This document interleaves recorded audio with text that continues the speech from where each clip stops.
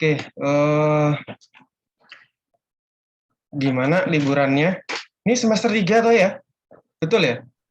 Betul, Pak. Betul, Bapak. Iya, Pak. Betul, Pak. Ya, berarti kan masih bisa berlibur ya. Nanti di semester 4, 5, 6 kayaknya sih sudah nggak bisa berlibur kayaknya. Kayaknya sih ya. Kalau nggak salah sih semester depan itu KP. KP semester 5 sih ya. KP semester 5, terus KKN, terus skripsi. Oke, sekarang pertama kali kita ketemu di semester ganjil ya. Di semester ganjil. Sekarang waktunya mata kuliah mekanika tanah. Untuk di hari pertama ini saya mohon maaf nggak bisa lama ya. Mungkin 30 menit saja, jam 3 saya harus leave karena saya jadi pemateri jam 3 itu. Jadi akan saya jelaskan untuk yang di hari pertama ini kontrak kuliahnya dan mungkin pendahuluan lah mengenai mekanika tanah gitu ya. Kemudian nanti silakan Anda baca sendiri mengenai RPS ya, RPS yang ada dari mekanika tanah nanti akan saya upload di MMP pastinya. Silakan nanti Anda baca sendiri ya, minggu ini tuh apa, minggu depan apa, minggu berikutnya apa, dan mungkin referensi nanti di sini ada insya Allah. Nah ini buku teks. Oke, saya harap sudah mengenal saya ya. Ada yang masih belum kenal saya? Ada? Atau saya harus perkenalan lagi nih? Saya semester 2 ngajar nggak sih? Lagi deh, Pak. Semester 2 ada yang belum pernah ketemu saya? Saya, Bapak, belum. Oh, Saya oke. juga belum, Pak. Oke. Nama saya Pak Setia Purnama Putra ya. Ini panggilan saya Pak Putra. Kemudian bidang studi saya itu ya geoteknik ya. Jadi geoteknik itu mencakup mekanika tanah, teknik fondasi, ya berkaitan dengan perbaikan tanah dan lain sebagainya gitu. Karena tanah itu kan ada kaitannya dengan sipil ya, di mana semua bangunan itu dia berpijaknya di tanah. Jadi geoteknik itu menjadi satu rumpun tersendiri. Itu ya. Anda bisa memanggil saya dengan sebutan Pak Putra. Mata kuliah ini mekanika tanah ya, sebelumnya itu adalah 4 SKS. Tapi sekarang dikurangin menjadi 3 SKS saja. Nah, kalau 3 SKS berarti 3 kali 50, 150 menit, yaitu 2 jam setengah. Kita nanti akan bertemu.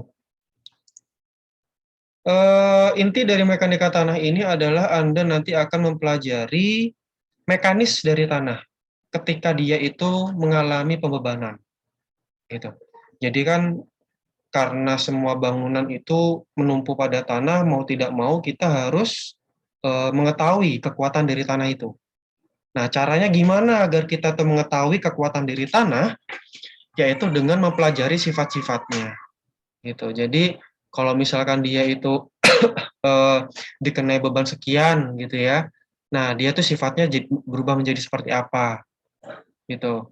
Nah, parameter-parameter yang akan dihasilkan gitu ya, yang bisa diketahui itu apa saja. Nah, nanti parameter-parameter yang akan diketahui di mekanika tanah ini nantinya akan kita buat perencanaan fondasi, perencanaan stabilitas lereng, perencanaan turap, perencanaan apalagi nih, dinding penahan tanah, ya, plengsengan, nah dan lain sebagainya, kayak gitu. Nah itu adalah mekanika tanah.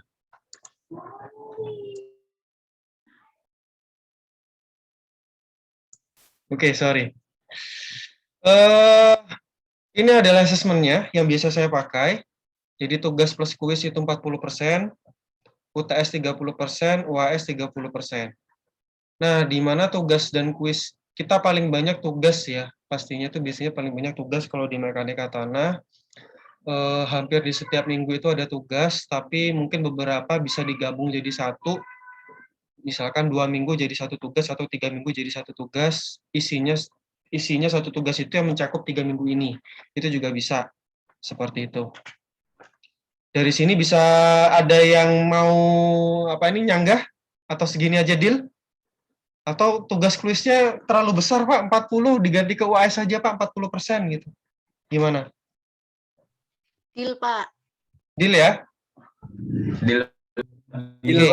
Karena tugas dan kuis ini 40%, jadi saya harap Anda jangan sampai nggak mengumpulkan juga ya tugas plus kuisnya, karena kalau misalkan nggak ngumpulin satu aja ya pasti nilainya ya lumayan drop. Gitu ya, jadi usahakan kumpulkan semua tugasnya ya. Nah, ini buku wajib Anda, Braja MDAS 2007 atau yang edisi yang terbaru juga boleh, yang 2000 berapa yang terakhir ya, 2015 ingat saya. Nah, judulnya adalah Principle of Geotechnical Engineering. Ini ada 2 jilid, jilid pertama dan jilid kedua itu wajib Anda punya semua. Gitu. Ada soft file-nya, silakan Anda cari di Google banyak. Kalau misalkan Anda suka lebih membaca daripada yang soft file, ya lebih baik Anda print. Gitu. Karena Anda masa kini sudah ya generasi Z, mungkin Anda lebih suka buku yang digital, ya silakan.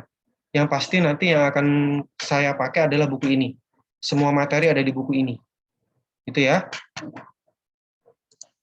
Nah, ini adalah jadwal pertemuan secara umum. Jadi minggu pertama, minggu kedua, 3, 4, 5, 6, sampai ke 15.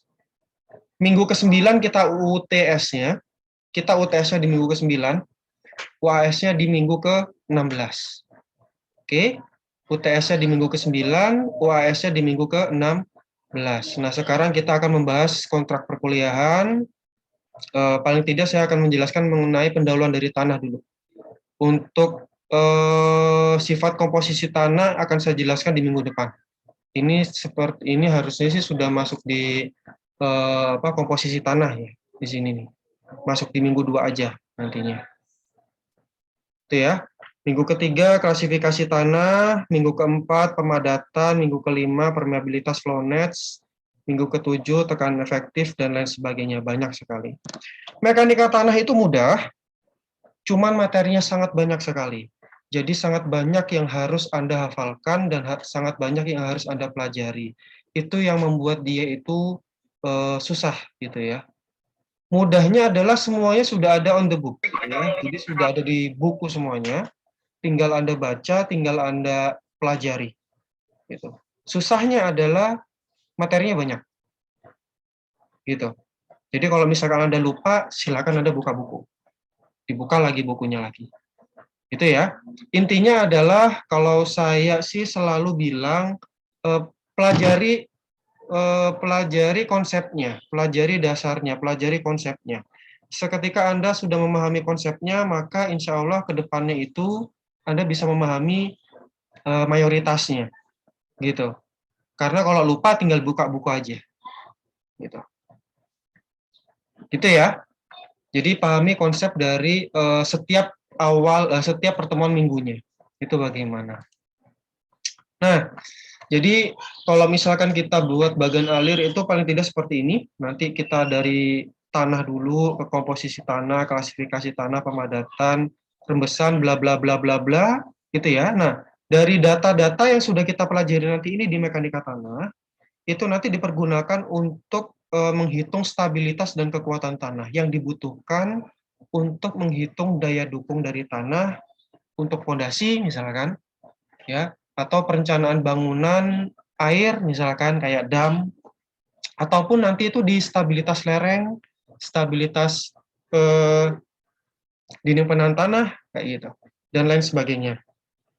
Jadi di mekanika tanah ini Anda masih mempelajari dasarnya sebelum Anda ke perencanaan nantinya. Gitu ya. Jadi nanti Anda masih mempelajari dasarnya. Nah, saya pikir Anda sudah paham ya mengapa harus mempelajari mata kuliah ini, karena semua bangunan itu dia bertumpu di atas tanah. Jadi mau tidak mau Anda sebagai seorang civil engineer harus mempelajari bagaimanakah karakteristik dari tanah itu sendiri. Gitu ya. Jadi perilaku-perilaku apa yang terjadi pada tanah sehingga tanah itu mampu mendukung beban dari bangunan-bangunan yang akan Anda dirikan. Gitu. Jadi geoteknik itu penting sekali. Tanpa adanya ilmu geoteknik, bangunan-bangunan Anda itu bisa didesain secara overestimate, gitu. Overestimate. Itu pondasinya terlalu besar mungkin, atau pondasinya terlalu dalam dan lain sebagainya. Nah, itu mengenai kontrak kuliah ya. Jadi asesmennya seperti ini. Dan itu sekilas mengenai apa itu mekanika tanah. Sekarang saya akan lanjutkan ke tanah. Tanah itu apa sih? Nah, mungkin kalau Anda dulu waktu SMA, gitu ya, tanah adalah apa ini ya? Partikel-partikel yang sangat subur, gitu ya. Dia sangat diperlukan oleh tumbuhan, gitu, untuk mendapatkan sari-sari makanan. Betul kayak gitu ya? Betul, Pak. Betul ya? Saya masih ingat kok itu. Nah, sayangnya Ya, Pak. tanah di teknik sipil itu sedikit berbeda, gitu. Kalau tanah itu dulu waktu kita SMA itu dibutuhkan banget oleh tumbuhan, gitu ya. Malah tanah untuk bidang teknik sipil itu kita malah bermusuhan dengan tumbuhan. Jadi jangan sampai tanahnya kita itu pada saat kita bangun itu mengandung humus kayak gitu, mengandung apa ini ya, gambut dan lain sebagainya kayak gitu. Jadi sedikit berbeda gitu ya.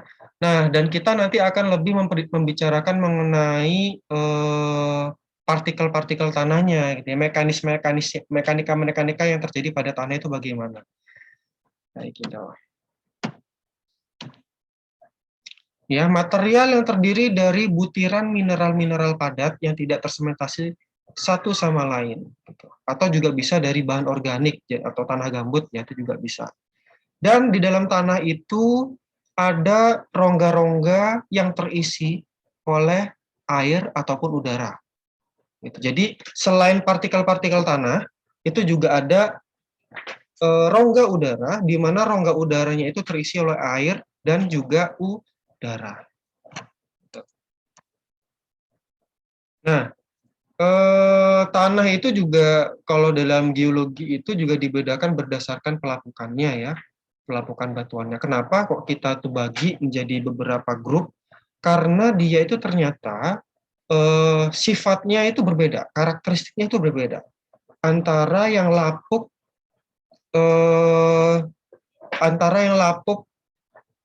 sudah apa ini namanya, tertransportasikan atau terpindahkan, antara yang masih belum kayak gitu. Ataupun dia itu nanti terlapukan oleh angin, gitu, ataupun terlapukan oleh air, terlapukan oleh es, itu karakteristiknya beda-beda. Maka dari itu dia itu dikelompokkan jadi beberapa grup. Nah, kalau berdasarkan hasil pelapukan batuannya, dia dikumpulkan jadi dua grup besar. Ada yang disebut dengan tanah residual dan tanah sedimen. Kalau tanah residu, dia itu tanah lapuk tapi masih belum berpindah. Contohnya adalah di pegunungan. Gunung itu jangan dibayangkan dia itu tanah ditumpuk-tumpuk gitu ya, tanah cuma bentuknya tinggi gitu ya. Gunung itu sebenarnya adalah batu. Gitu. Jadi dari magma kayak di Indonesia deh. Di Indonesia itu kan dia pertemuan antara lempeng, kalau Jawa ya, pertemuan antara lempeng Asia dan lempeng Australia ya. Itu kan Samudra India itu. Nah, karena dia itu ini yang lempengnya Samudra India, ini lempengnya kita, lempengnya Asia. Nah, dia itu menekan ke bawah, jadinya ini nekuk. Nah, nekuk ini jadinya ada magma yang mendorong ke atas sehingga terbentuklah gunung-gunung seperti ini. Gitu. Nah, karena dia itu tertekan ke atas gitu ya. Nah, ini sebenarnya itu adalah batu gitu. Gunung itu aslinya batu. Nah, tapi di permukaan gunung, dia itu terkena air, terkena udara, gitu ya. Jadi melapuklah batuan-batuan itu menjadi si tanah.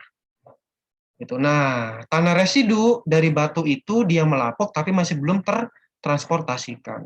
Tapi kalau tanah sedimen, dia itu pelapukan, tapi dia sudah tertransportasikan, terbawa ke tempat lain. Itu dua grup besarnya, yaitu tanah residual dan tanah sedimen. Nah, siklusnya seperti ini ya, siklusnya. Jadi dari magma, batuan cair menjadi batuan beku, dia terlapukan atau tererosi, menjadilah dia tanah. Nah, dari tanah dia menumpuk lagi jadi sedimen, berubah membeku lagi, jadi sedimentary rocks, metamorphic rocks, dan kembali lagi menjadi magma. Gitu. Siklusnya seperti ini, dan ini terjadinya nggak hanya 1-2 hari ya, tapi puluhan tahun ataupun puluhan ribu tahun. Itu siklus dari tanah ini. Ada yang baru tahu ini? Saya Pak baru tahu. Baru tahu ya? Pak. Baru tahu. Saya ingat saya dulu waktu SMA itu pernah dijelaskan seperti ini, cuman lupa saya. Atau pas kuliah ya mungkin ya. Jadi siklus tanah itu seperti ini terus. Gitu. Jadi tanah itu aslinya dari batu yang melapuk, gitu ya. Baik pun itu debu. Nah ini ya, ada yang disebut dengan tanah residu, tanah yang terbentuk oleh penumpukan produk pelapukan batuan di tempat asalnya. Jadi masih belum tertransportasikan. Yang satunya adalah tanah sedimen. Nah, tanah sedimen ini dibedakan berdasarkan bagaimana cara dia itu tertransportasikan. Itu ada yang disebut dengan tanah glasial. Jadi dia itu dilapukkan karena es. Ya, ada aeolian karena angin. Contohnya di gurun. Ya. Ada aluvial. Nah, kalau aluvial ini karena air. Gitu. Jadi contohnya di sungai seperti ini. Surabaya itu tanahnya aluvial. Surabaya. Ya. Nah, ketiga jenis tanah ini tuh dia karakteristiknya berbeda. Itu karakteristiknya sangat berbeda. Oke, itu jenis-jenis dari tanah. Sekarang ke partikel tanah. Nah, di dalam tanah itu biasanya kita apa ya? Kita pisahkan berdasarkan ukuran dari partikelnya. Gitu. Kita pisahkan berdasarkan ukuran dari partikelnya.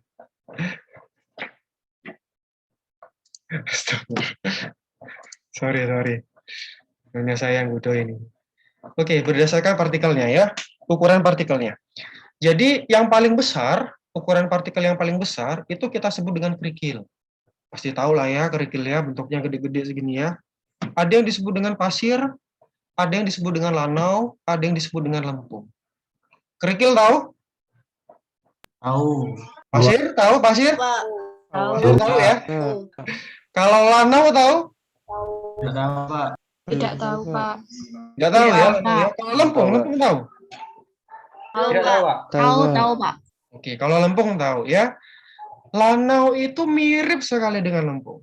Cuman ukuran butiran itu lebih besar daripada lempung.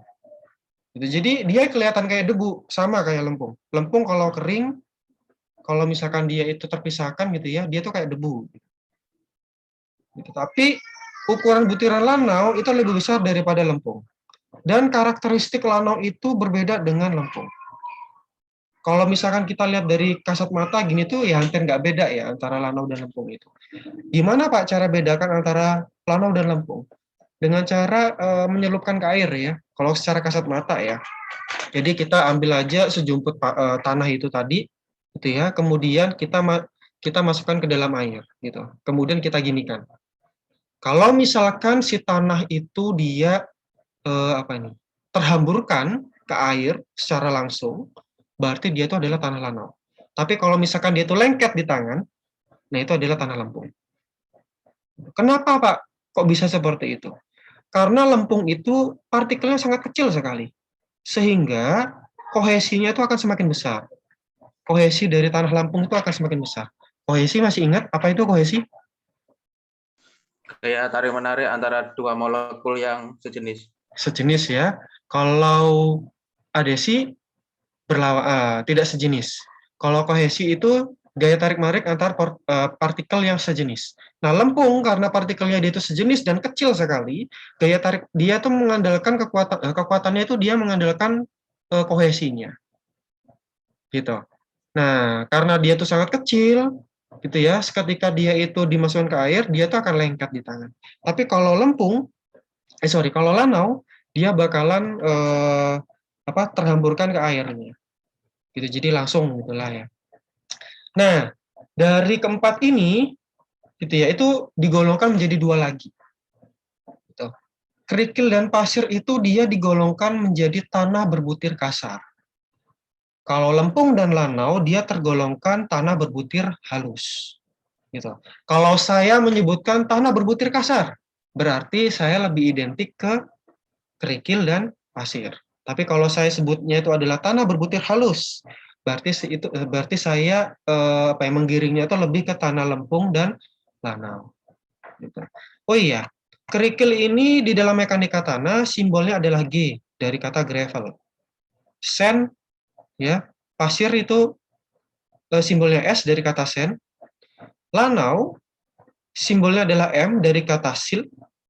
Ini dari kata molm harusnya. Dari kata molm, karena ini sama-sama S-nya ya, biar nggak sama dengan S, maka dibedakan. Jadi M. Nah, kalau lempung, dari simbolnya adalah C dari kata clay. GSMC, gravel, sand, molm, dan clay. Gitu. Ini simbol-simbolnya atau kodenya dari USGS-nya, dari klasifikasi USGS. Nah, ini rentang batas ukuran butiran tanah. Jadi ada beberapa organisasi itu yang sudah mengklasifikasikan ya, intinya ya, mengklasifikasikan ukuran butiran tanah. Itu ada MIT, ada USDA, ASTO atau USGS gitu. Ada banyak. Tapi yang kita pakai nanti di dalam teknik sipil itu cuma 2, yaitu ASTO dan USGS. Nah, ASTO ini lebih ke arah klasifikasi arah jalan. Jadi kayak timbunan jalan dan lain sebagainya gitu. Itu di ASTO ini. Tapi kalau untuk secara mayoritas di dalam bangunan gedung kita pakai USGS. Gravel ukurannya ini milimeter ya. 76,2 sampai 4,75 mm itu adalah gravel. Sand 4,75 sampai 0,075 mm. Silt dan clay itu kurang dari 0,075. Kalau mau membedakan ukuran silt dan clay, kita bisa pakai yang ASTO ini. Clay itu kurang dari 0,002 mm. Jadi sangat kecil sekali ya. 0,002 mm itu adalah lempung. Kalau silt 0,075 sampai 0,02. Jadi ukuran butiran dari silt itu lebih besar daripada clay. Sand lebih besar lagi. Kalau gravel dan sand ini bisa kita lihat ya, ukuran butirannya secara langsung. Tapi kalau silt dan clay itu nggak bisa kitanya. Nah ini, kalau misalkan kita lihat dari mikroskop bentuknya seperti ini. Ini pasir ya. Ini masih pasir. Nah, pasir dan kerikil pun itu juga punya bentuk. Gitu. Ada yang rounded seperti ini, jadi halus, gitu ya. Ada sub rounded, jadi halus tapi memiliki sudut, gitu ya. Ada sub angular, ada angular. Rounded, sub rounded ini biasanya adalah kerikil atau pasir yang dihasilkan dari sungai. Tapi kalau subangular dan angular, itu dia dihasilkan dari batuan pecah. Jadi dari batu yang dari sungai, kita pecahkan. Itu jadinya seperti ini. Nah, kekuatan dari tanah butiran kasar itu dia mengandalkan gesekan antar permukaan dari partikel-partikelnya ini. Nah, kalau dia itu halus seperti ini, kekuatannya akan kurang. Tapi kalau dia itu kasar seperti ini, kekuatannya akan lebih meningkat gitu lah, lebih besar. Maka dari itu beton itu biasanya dia pakai yang angular seperti ini dari batu pecah. Itu jarang sekali beton itu kita pakai batu kali yang masih halus seperti ini. Itu kita biasanya pakai yang angular. Nah, mineral lempung. Saya lanjutkan, sisa 6 menit lagi. Nah, kalau tadi kan butiran kasar nih, ya.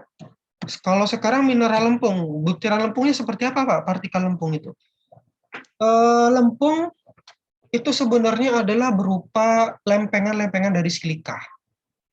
Ya, lempengan-lempengan dari silika. Nah, lembaran-lembaran kristal yang memiliki struktur atom yang berulang. Nah, lembaran-lembaran kristal itu bisa disebut dengan tetrahedron atau silikasid ataupun oktahedron atau aluminasid. Gitu. Nah, tetrahedron atau silikasid merupakan gabungan dari silika tetrahedron. Kalau oktahedron gabungan dari alumina oktahedron. Bisa disebut silikasid atau alumina sid. Nah, bentuknya seperti ini. Jadi kalau Anda pelajari kimia gitu ya, jadi yang kayak gini itu adalah oksigennya, ini adalah silikonnya. Jadi kalau digabungkan menjadi seperti ini. Secara ya kimiawinya ya. Nah, kalau secara kasat mata gimana sih Pak bentuknya? Bentuknya seperti ini. Ya, mineral lempung itu ada yang major, itu ada 3. Ada yang disebut dengan kaolinite, ada yang disebut dengan illite, ada yang disebut dengan montmorillonite atau bentonite. Nah, ketiga jenis lempung ini itu berbeda karakteristiknya. Lempung yang paling berbahaya itu adalah montmorillonite. Karena lempung ini itu dia bisa menyerap air yang sangat besar. Kalau dia itu bisa menyerap air yang sangat besar, tanahnya itu bisa mengembang. Tapi kalau misalkan dia itu kering, dia bisa menyusut banget. Jadi dia memiliki kembang susut yang tinggi. Itu adalah montmorillonite. Contohnya kayak di sawah gitu ya, atau tanah mengembang di daerah Banyuwangi itu banyak. Nah, berbeda dengan kaolina dan illite, dia itu tidak begitu banyak mengembang. Kenapa? Karena di dalam rongga-rongganya dia itu terisi oleh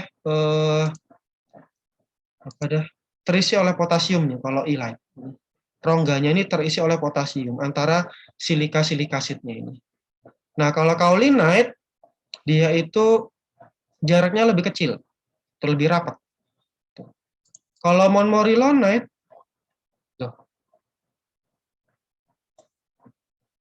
nah, ini montmorillonite. Nah, kalau montmorillonite, ini keliru nih ya. Montmorillonite, dia itu antara rongganya, dia itu terisi oleh NH2O atau air, gitu, dan juga exchangeable cations. Jadi, kation yang bisa tergantikan, gitu. Maka dari itu, montmorillonite ini berbahaya, gitu ya. Bukan berbahaya sih. Memiliki kembang susut yang tinggi. Sekecil apapun rongga, air itu bisa masuk, termasuk di partikel tanah. Itu yang menyebabkan montmorillonite itu dia bisa kembang susut yang tinggi.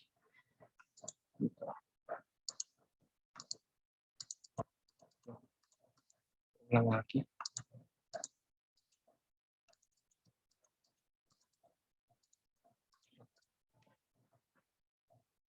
Astagfirullah. Nah, ini yang terakhir. Nah, permukaan butiran lempung itu dia bermuatan negatif, gitu ya. Jadi kalau misalkan kita lihat di sini, nah ini ya, ini permukaan lempung, dia itu yang lempengannya, dia itu permukaannya ini negatif, tapi yang di sebelah sini itu dia positif. Nah, maka dari itu lempung ini itu bisa mengikat air. Itu air itu kan dia positif ya, ya.